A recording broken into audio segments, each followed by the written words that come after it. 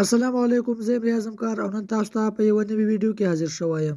په دې ویډیو کې به زه تاسو ته دروښیم چې موږ څنګه کولی شو چې له یو سیم کارت څخه بل سیم کارت ته په ډېرې اسانۍ سره پیسې ولیږو، هغه هم د افغانستان په ټولو شبکو کې. نو زه د ویډیو په طرف تاسو ګورئ همکار سکلز یوټیوب چینل زه یم ریاض کار راځئ شروع کړو. نو لومړی له افغان بېسیم سیم کارت څخه پیسې لیږو. نو د افغان بېسیم لپاره به تاسو *444*1 د موبایل شمیره به تاسې ورکړئ او له هغې څخه وروسته به تاسې د روپو اندازه ورکړئ. روپۍ باید له 10 څخه کمې نه وي، ځکه چې له 10 څخه کمې پیسې نه لیږل کېږي. نو زه به 10 ولیکم او بیا به تاسې زینه او دا به تاسې ډایل کړئ. او دا هم د ایم ټي این سیم کارت لپاره کله چې تاسو په ایم ټي این سیم کارت کې له یو سیم کارت څخه بل سیم کارت ته پیسې لګئ، نو تاسې باید دغه کوډ وهئ *960*2 د روپو اندازه روپۍ اندازه به زه 40 ولیکم، بیا ستوری او دلته به تاسې د خپل موبایل شمیره ورکړئ، خو له 0 څخه پرته، یعنې تاسې به دغسې ولیکئ. تاسې به په خپل نمبر کې 0 نه وهئ او اخر ته به تاسې زینه کېکاږئ او دا به تاسې ډایل کړئ.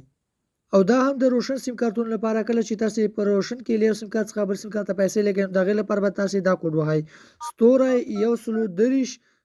دلته به تاسې د روپو اندازه ورکړئ. د روپو اندازه به زه 100 ورکړم او بیا ستوری او په دې ځای کې به تاسې د روشن لمبر ورکړئ. د روشن لمبر ورکولو څخه وروسته به تاسې زینه کېکاږئ او دا به تاسې ډایل کړئ. او دا هم د اتصالات سیم کارتونو لپاره کله چې تاسو په اتصالات کې له یو سیم کارت څخه بل سیم کارت ته پیسې لګئ، نو د هغې لپاره به تاسې دا کوډ وهئ *150*. دلته به تاسې د موبایل نمبر ورکړئ او له هغې څخه وروسته به تاسې ستوری او دلته به تاسې د روپو اندازه ورکړئ. زه به روپو اندازه 10 ورکړم او له هغې څخه وروسته به تاسې زینه کېکاږئ او دا به تاسې ډایل کړئ.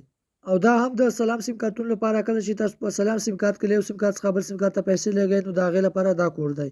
تاسو به *941*. دلته به تاسې د سلام نمبر ورکړئ. کله چې مو سلام شمیره ورکړه، نو له هغې څخه وروسته به تاسې ستوری او په دې ځای کې به تاسې د روپو اندازه ورکړئ. د روپو اندازه به زه 80 ورکړم او دلته به تاسې زینه کېکاږئ او دا به تاسې ډایل کړئ.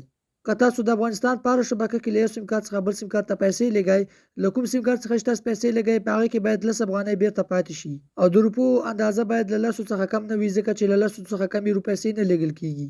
او هر ځل چې تاسو له یو سیم کارت څخه بل سیم کارت ته پیسې لګئ، نو 2 افغانۍ تاسو څخه د شبکې فیس کټ کېږي. دا لارښوونې د افغانستان د ټولو شبکو لپاره وي. نو دا د افغانستان په ټولو شبکو کې له یو سیم کارت څخه بل سیم کارت ته پیسې لګل. که ویډیو مو خوښه شوې وي، حتما یې درسره لایک یې کړئ، شیر یې کړئ، زموږ چینل هم درسره سبسکرایب کړئ. ملاویږو په داسې نورو ښکلو ویډیوګانو کې تر بلې ویډیو مو ته. خدای په امان.